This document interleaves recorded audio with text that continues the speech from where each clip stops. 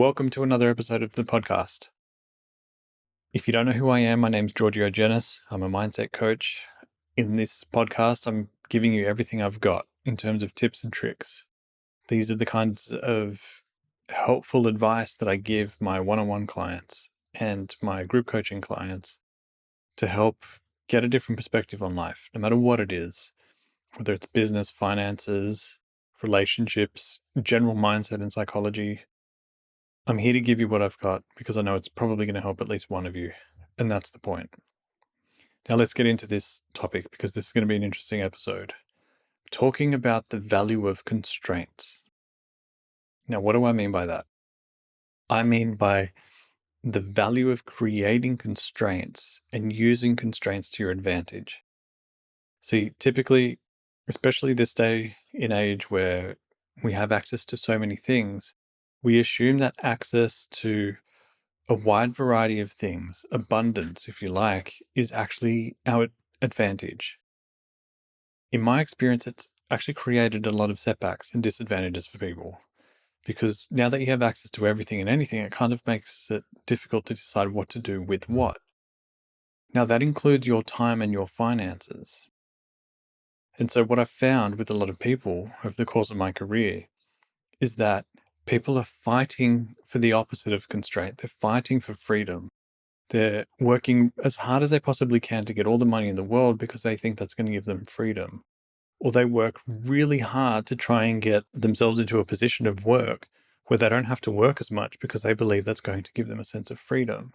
Or having access to tools, having as many books as possible, or having as many tools as possible, or as many friends as possible, whatever it might be, there's a desire for more of these things with the assumption that it's actually going to give you a sense of freedom. When in reality, and this is out of the page of the Stoics, is that constraints is actually what can set you free.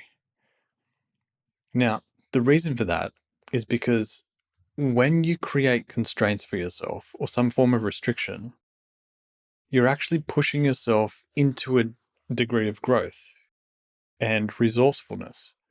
You've got to be resourceful.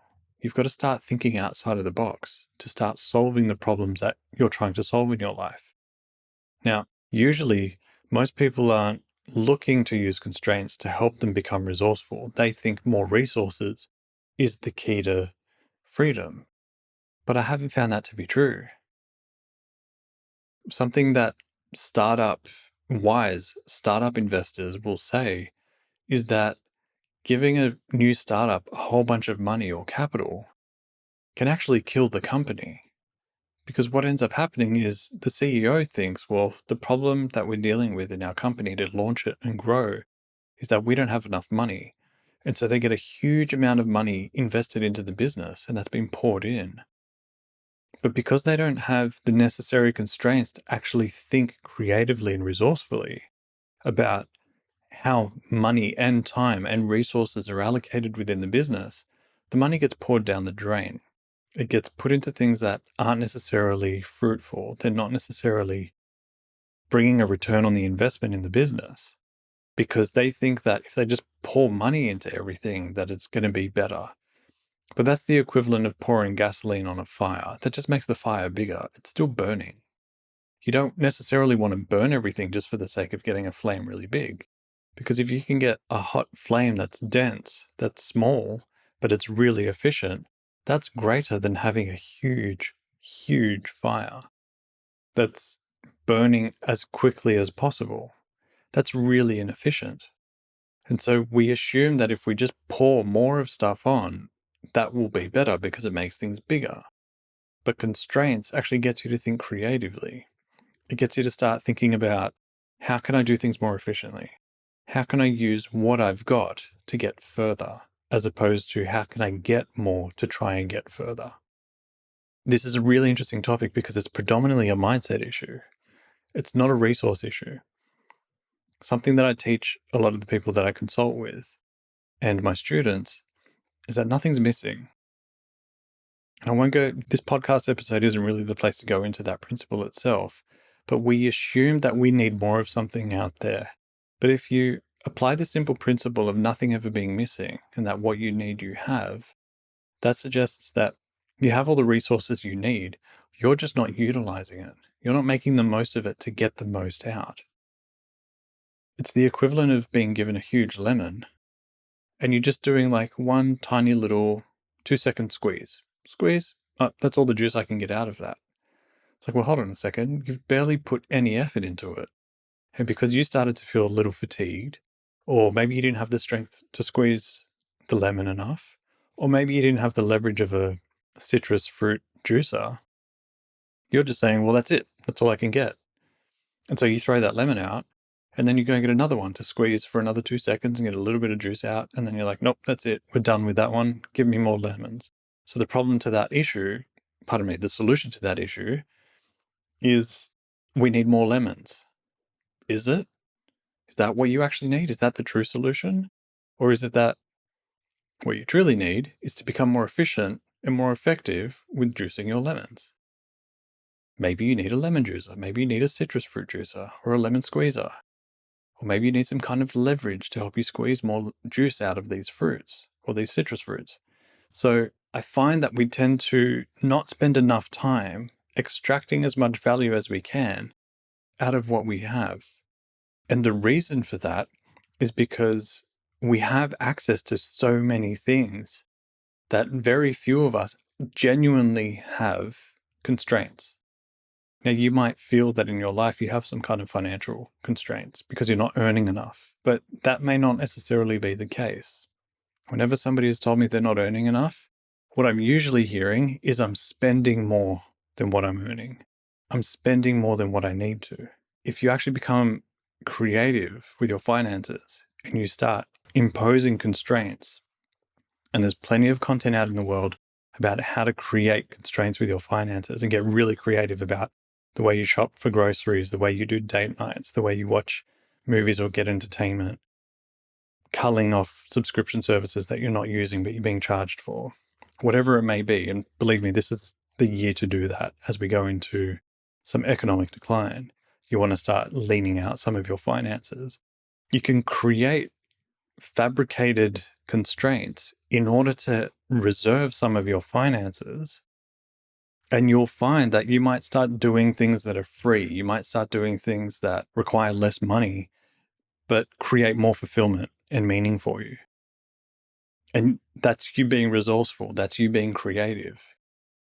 What's happening there is you're actually pushing yourself to use your creative mind to do things that you wouldn't have otherwise thought of.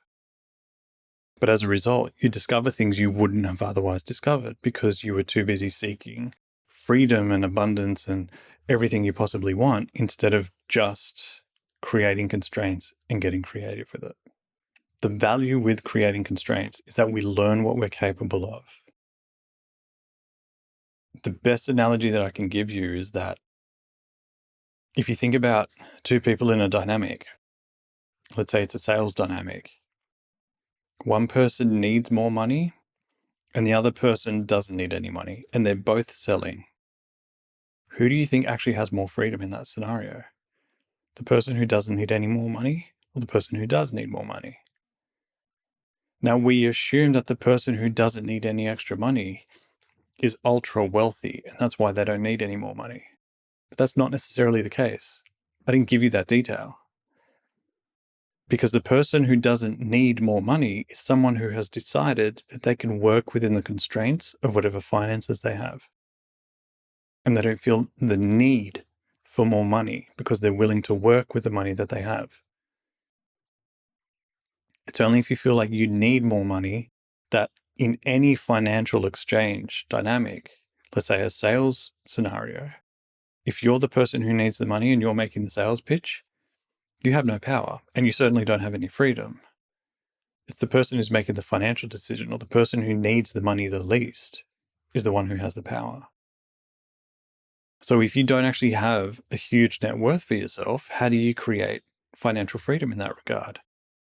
Create constraints within your life. Tighten the financial belt. Get creative about what you can do with the little finances you have and create more restriction with what you have so you're not going to be spending any money. And then you've created a buffer of cash that you can save. And so in any scenario, If someone's trying to pitch you on anything and you're like, I don't need that, and I'm not the one who needs the money, you're the one who has the power.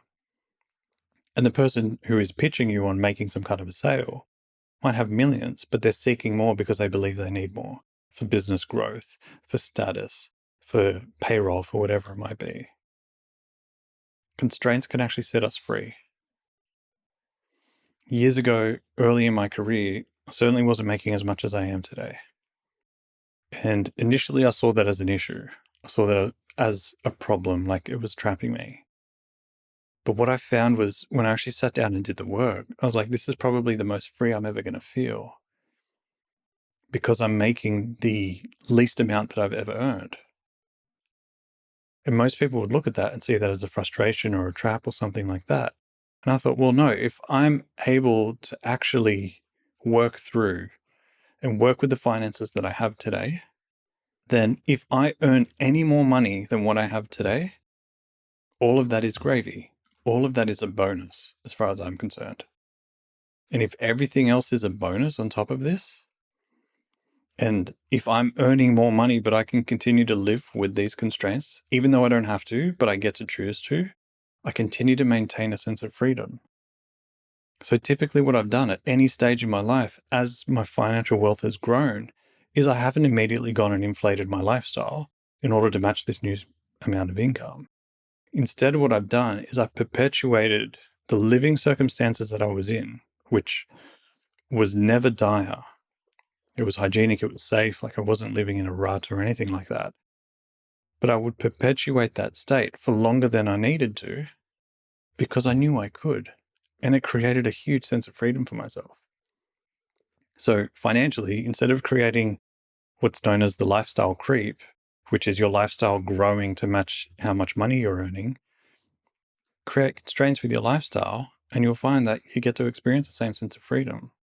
Because typically what we see, and you probably know people like this, there are people who continue to earn more and more money, but they spend more and more to match their lifestyle. They're trying to keep up with the Joneses, or maybe the Kardashians. But what they do is they step onto a treadmill that they struggle to step off, and it becomes a trap.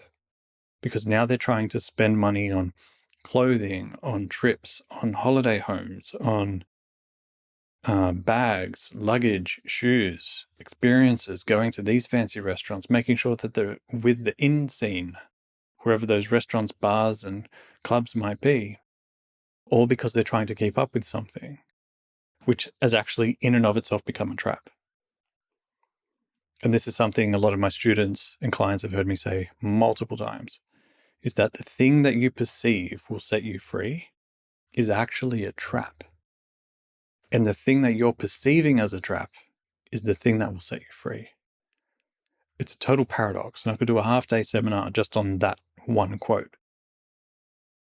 But the truth is, if you perceive that more money is going to set you free, the reality is more money is going to create a desire for you to spend more money, which puts you into a trap of a lifestyle. Call that the rat race. You've probably heard of it. Whereas in reality, the constraints you're dealing with, which is what you currently perceive to be a trap, is actually the thing that's trying to set you free. And when you realize that, you gain a whole other mastery in your life, like a whole other level of mastery. It's profound. And anyone who gets this, once they get it, they know exactly what I mean. Because they've actually sat with the problem and explored how their current constraints are actually setting them free. So you want to use your constraints to your advantage to create freedom for yourself. And if you feel like you don't currently really have constraints, start creating some.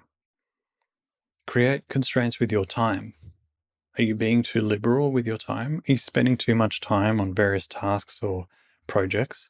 Because you can, you've got the whole day to do whatever you want. One of the things that creates a huge amount of anxiety for entrepreneurs who take the leap and leave their day job is they go from having structured time, having to show up to a place 9 to 5, to not having any work to do at all. And now, well, they have all the work to do in the world, but they've got all the time in the world to do it. And so they have zero constraints there. And then they end up experiencing a significant amount of anxiety. As Soren Kierkegaard has said in his paper, Fear and Trembling, is that anxiety is the dizziness of freedom. And there's some truth to that. It's like you've got all this freedom of time and you start to experience anxiety because you're starting to feel lost and out of control. Whereas if you create a bit of a constraint, I'm going to spend 1 hour on this exercise, 20 minutes on this task, 15 here, another hour here, a 20-minute break here, or a 40-minute break here. You start creating some structure, not so much structure that you've trapped yourself again, but enough structure for you to actually follow through with these compartmentalized timeframes. You've created constraints for yourself. Instead of having the whole day to work on something, you've given yourself an hour. And you would have experienced this in school.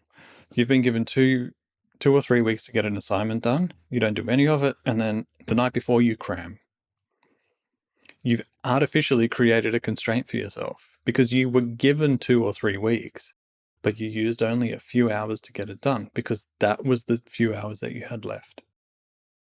So let's not behave like we were when we were kids. That was me, by the way. That's something I did. If you actually create constraints for yourself, you're more likely to get things done. You will be surprised with how much you will get done in 1 productive hour as opposed to 8 hours of unproductive work. And there's lots of sayings like that in the productivity space. So if you're creating constraints for yourself, either with time or with money, because they're usually the 2 metrics that most people care about, you will start to see things transform for yourself. You will get more things done. You will save more of your money. You will be able to get both your time and your money taking you further. And that's ultimately what we want, right? We don't want to just kind of dilly-dally around and make no progress financially and make no progress with our time. We want to feel a sense of productivity at the end of our lives. Like, I actually got some cool things done. I did some really amazing things. The way you do that is by creating these constraints. Otherwise, if you give yourself all the time in the world, you won't do anything. And if you were given all the money in the world, you'd just spend it on stuff you don't care about. Ultimately, at the end of the day, you don't care about. Because if you actually stop and slow down and do an audit of your life, if you were to write down a list of all the things that you have spent your money on, that your hard-earned money, make no mistake about it, you've worked really hard to spend the money that you've got. And then on the other hand, you did an audit of all the things that you love the most. Activities, experiences, the moments that you've had with people that you care about, the moments that have opened your heart, that have humbled you, that have inspired you. You will find the ones that you actually care about, the things that you give a shit about, were the closest to free that you can find, if not free. I get to experience moments where the smile on my daughter's face just has me nothing but present with her, or hearing her coo or laugh, or seeing a moment where my wife connects with my daughter and they're both laughing and smiling with each other. That costs me nothing. Just a moment in time. The things that we think we care about are usually the things that cost a lot of money. The things that we genuinely care about are the things that are closest to free, if not free themselves. So let's get real and start creating constraints for yourself, especially this year, because you don't want to wait for the world to impose constraints on you and then you having to adapt to that, because most people struggle to adapt to world-imposed or environmentally imposed constraints. Whereas if you're already living with your own constraints, the world can try and impose and inject a whole bunch of constraints on you. But you're like, I was already doing that, so I'm fine. Well, the rest of the world is struggling to adapt and roll with that. Be the wise one. I mean, I know you are a wise one because you're listening or watching this podcast and consuming my content.